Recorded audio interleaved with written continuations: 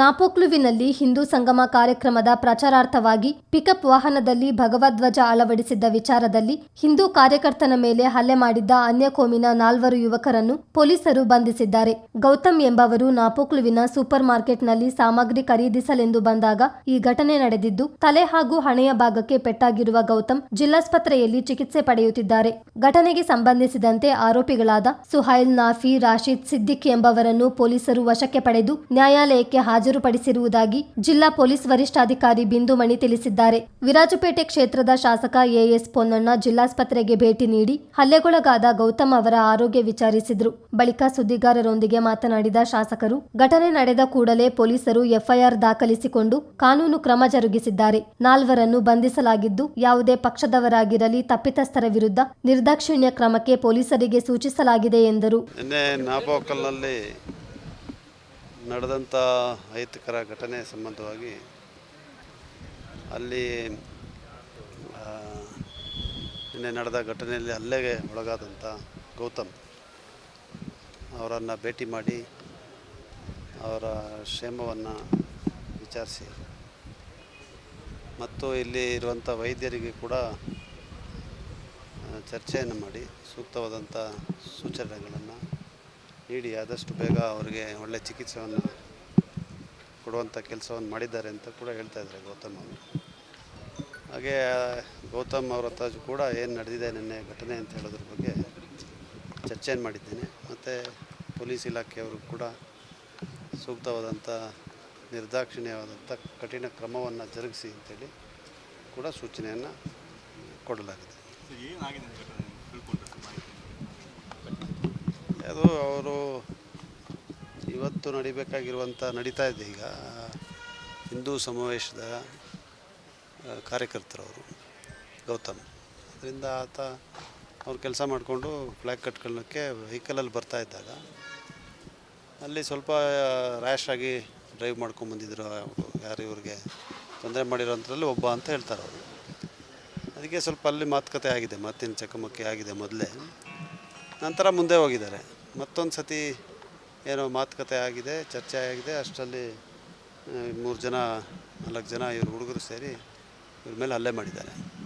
ಇವ್ರು ಹಲ್ಲೆ ಆಗಿದ ತಕ್ಷಣ ಇವ್ರಿಗೆ ಏಟು ಬಿದ್ದಿದೆ, ಬಲಗಡೆನಲ್ಲಿ ಎಡಭಾಗದಲ್ಲಿ ಏಟು ಬಿದ್ದು ಕಣ್ಣಿನ ಮೇಲೆ ರಕ್ತ ಇದಾಗಿದೆ. ಅವ್ರನ್ನ ತಕ್ಷಣ ಇಲ್ಲಿ ಚಿಕಿತ್ಸೆಗೆ ಶಿಫ್ಟ್ ಮಾಡಿದ್ದಾರೆ. ಇವರು ಹಲ್ಲೆ ಮಾಡಿದವರು ಅಲ್ಲಿಂದ ಓಡೋಗಿದ್ದಾರೆ. ನಂತರ ಗೊತ್ತಾಗಿದ ಮೇಲೆ ದೂರನ್ನು ತಕ್ಷಣ ದಾಖಲಿಸಿ ಮೆಡಿಕಲ್ ಲೀಗಲ್ ಕೇಸು ಆ ಪ್ರಕ್ರಿಯೆ ಸಾಧಾರಣವಾಗಿ ನಡಿಬೇಕಿತ್ತು. ಆದರೆ ಅಲ್ಲಿ ಕೆಲವರು ಸೇರಿ ತಕ್ಷಣ ಎಫ್ಐಆರ್ ದಾಖಲೆ ಮಾಡಿ ಅಂತ ಅಲ್ಲಿರೋ ಹತ್ರನೇ ದೂರನ್ನು ಸ್ವೀಕಾರ ಮಾಡಿಕೊಂಡು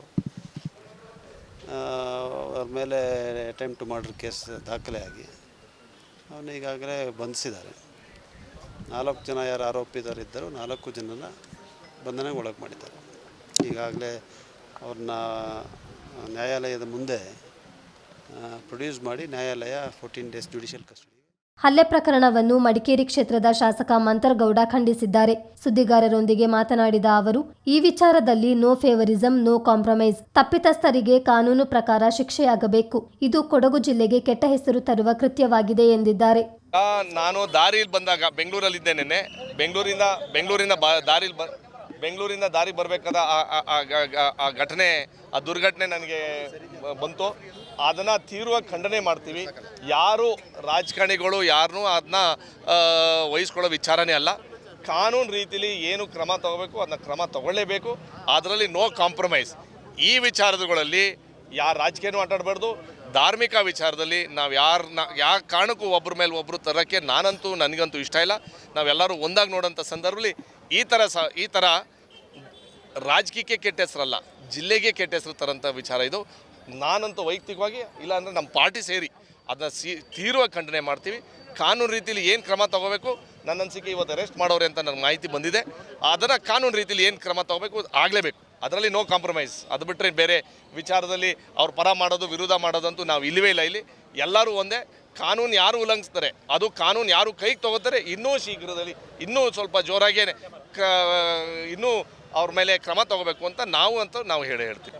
ಇದು ಮಡಿಕೇರಿ ಕ್ಷೇತ್ರಕ್ಕೆ ಬರಲ್ಲ. ಅದು ಅಲ್ಲಿ ನನಗೆ ಗೊತ್ತಿರೋಂಗೆ ಅದು ಯಾರಾದ್ರಾಗಿರಲಿ ಪಾರ್ಟಿಯವರು ಹೆಸರು ಹೇಳ್ಕೋಬೋದು, ಇಲ್ಲ ಪಾರ್ಟಿಲೇ ಇರ್ಬೋದು.